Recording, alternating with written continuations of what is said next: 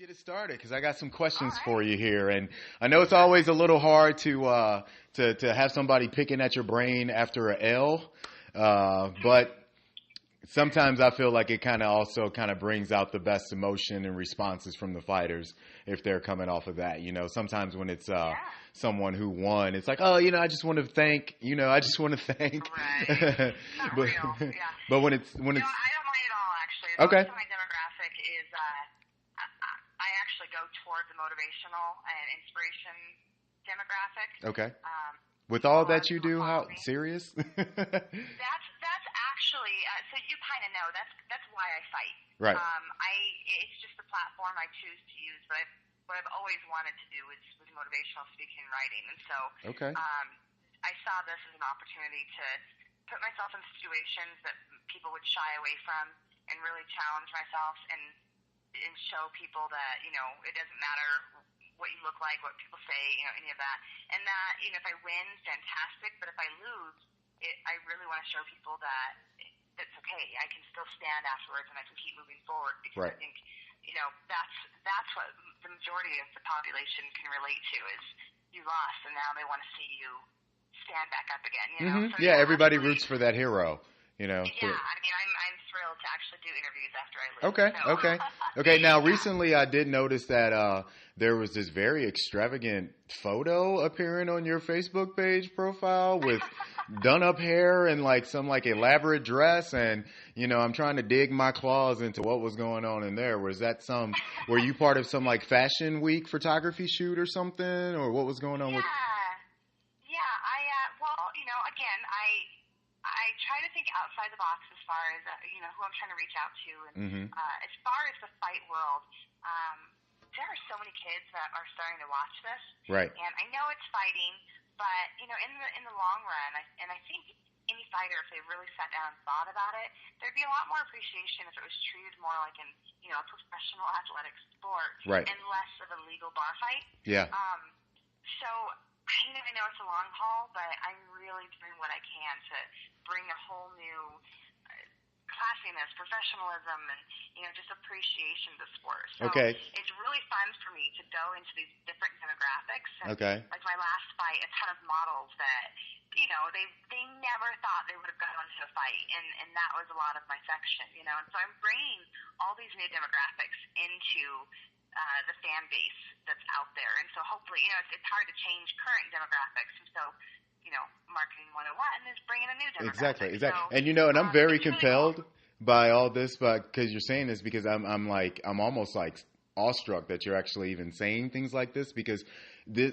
And it's actually taking me away from my interview actually saying this stuff.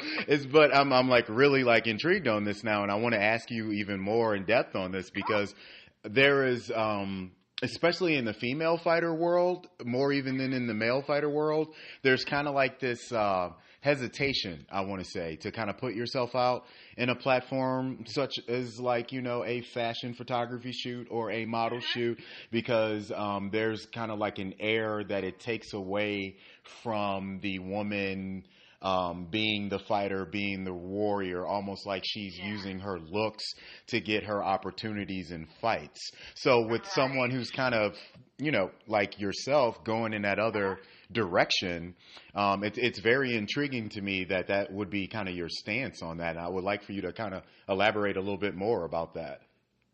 Well, sure, yeah. You're right. I catch so much flack for Haters gonna hate.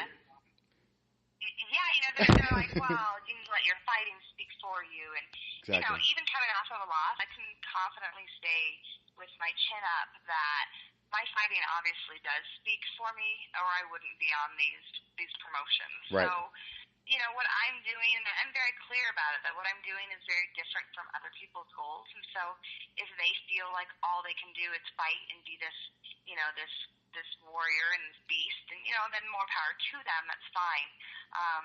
But I just, I was a businesswoman first, and I just see so much more opportunity to fulfill my goals within this career. Mm-hmm. But like I said, those are very, very different from other people. And, let's face it, if you pull up any photo shoot that George St. Pierre did with anybody, Yeah. is he sitting there in grungy sweats? No, he's got the unless suit he has on. his shirt He's cat daddy. You know? I mean, he's Right. you know, Nas, you know, buy it with your money. Yeah. Yeah, if you see him in sweats, it's because he has his shirt off and somebody rubbed baby oil all Right. over him. You know? Right. So I don't understand why people hone it into women so much, because you're right. They do. It's only the women that catch the flack for it. It's fine for the guys, and you know, the promoters, they're smart. If you even look at the male fighters, there are more good-looking male fighters than there are unattractive male fighters because it's more marketable. Exactly. So, I don't know what the big deal is. And somebody just said the other day on my page, you know, I hope all this modeling doesn't take away from your fighting. And maybe people don't know it, but I don't have this is all I do. I don't have a 40, 60-hour week work that I'm also doing on top of all this. So, I think anybody knows that fighting by itself in the very beginning does not pay the bills. Right. If you do this for the money, you're going to starve. So So, let me first start off by asking you this to kind of turn it in another direction. But I really do appreciate you being candid about that answer, because that's always one of the things that has compelled me and, in a sense, has given me the reasons, excuse me, to interview more female fighters than male fighters, because you guys usually have the gall, I guess, to be more open about how you feel on particular subjects. But I just wanted to start off by saying, I mean, and you can, I guess I was raised by all women in my family, so I'm used to talk to you guys, and you guys are very, very open and candid about what you want to discuss. So did you know that you may possibly have the most accurate name in mixed martial arts these days with your nickname Babyface? Who was the first person to call you that? Matt Sierra, he's a local writer that at the time he was working for MMA Meltdown, and he was the very first interview I had actually ever done. It was right before my first fight. Okay. And just in the questioning, they thought that I was, like 18, just coming out of high school, coming off the, up into the brackets sort of thing. And my age came up, and they're like, "Whoa, we had no idea," So normally, I mean, I'm guessed anywhere from, depending on what I'm wearing and what environment I'm in, anywhere from 17 to 25 is usually the oldest that I get. But, I mean, so this is happening while you're at Target and Starbucks and things like that too. People are assuming that you're somebody younger than you are. Oh yeah. I mean, all the time. My oldest son, like I said, he's 12, and he's like, "Mom," everybody's asking him, if I'm his big sister, and and I actually turned 31 in 17 days. Oh, coming up in 17 days? Yeah, August 18th. All right. 31. Well, happy upcoming birthday. Thank you. Okay.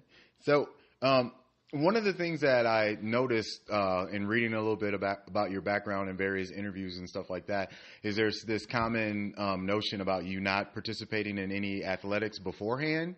Right. So what kind of transition is this? Like, how is this for you, like coming from a background like that and now being a professional in 3 different sports?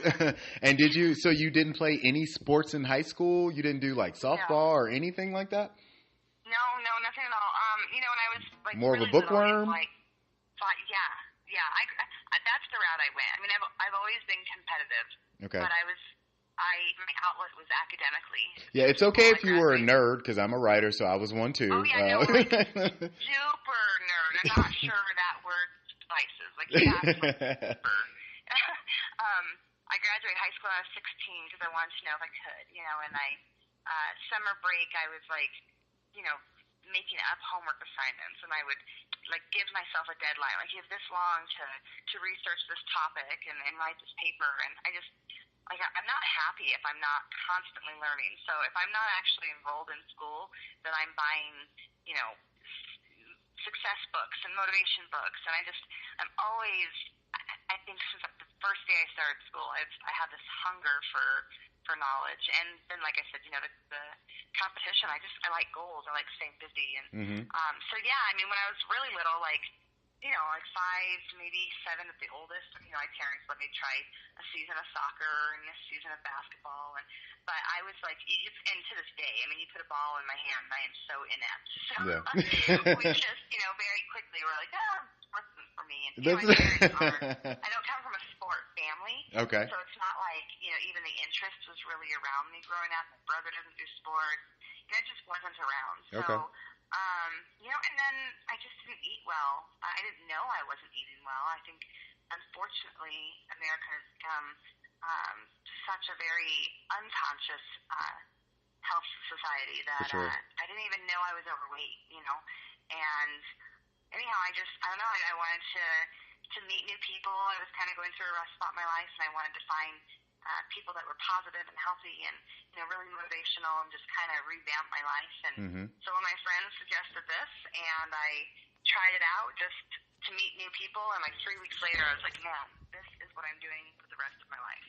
Okay. And now I think that's why I'm competing, in all three, because everybody keeps, oh, that's a dumb decision. You shouldn't be doing that. That's horrible. You're going to fail. And I'm like, you know what? I'm just having a really good time experiencing this athlete inside of myself that I never knew was there. And I'm having a blast. So, if I lose, I lose. And I speak to my motivation crowd, and if I win, I'm shocked every time. Like, man, this feels good. And I'm just really enjoying the pursuit. Okay. So, full-time mom, business owner, part-time model. Are you still taking classes or are you finished with your schooling? No, I'm still in class. Still in class? Off for 2-week break. Okay. So, do you ever sleep is the question that I have for you. I do. It sounds like a lot, and a lot of people are like, oh man, she's spread way too thin, and I think it's making my opponents hungry because they think that I'm not training enough, but I can't sit still. My mom is the one that gave that to me. Gotcha. I can't watch movies at night. If I'm not like actively pursuing something, I'm just not happy. Gotcha. So, where other people come home at night and have a ton of relaxation time. Facebook. And I think, people just don't realize how many hours in a day they spend, watching TV or, reading for just pure enjoyment. Or, like I said before, if I wasn't in school, I was still reading a lot, or I was, writing for fun. And I don't have time for that stuff now because I'm doing homework. But, well, what about your social life? I mean, does it affect are you still like attending events and going out and, socializing with the people of Colorado or? Yeah, and that's this modeling and stuff that you see. I mean, right. That really is a lot more, I keep getting invited to, because, I do a lot of community outreach. And as a result, these different communities are inviting me. So, and maybe you can't tell it from the outside, but like last night, the runway show I did, that was like as a, an honorary guest, celebrity appearance kind of thing. And, we went in, we were very clear that I am not a model. And it was just this organization. If I fall, it is not my fault. Right? I normally don't even wear shoes, just wear high heels. Right. But yeah, this organization just really took an interest in what I was doing with the platform. Okay. And they just wanted to introduce me to, all these people. And the fashion show that was going on last night was a fundraiser, and there was a lot of nonprofits there and stuff like that. And so, they're more, promo events. And I have another fight coming up in 2 weeks. Okay. And, now, is so this we what? Is it an MMA fight? Is it a boxing match? Is it a kickboxing? Is it what's one's boxing. It's boxing. Okay. Yep, I'm going to be a co-main event up in Quebec, Canada, for the first ever all-female, all-pro boxing card. Oh, awesome. Yeah, I've interviewed Amanda Bobby Cooper, and nice. She's an awesome girl as well who does boxing and MMA now and is doing some stuff with Invicta and stuff. So I think that's awesome. I'll have to look into that and check that out. So yeah, it's going to be streamed live on Go Fight Live. Oh, really? Okay.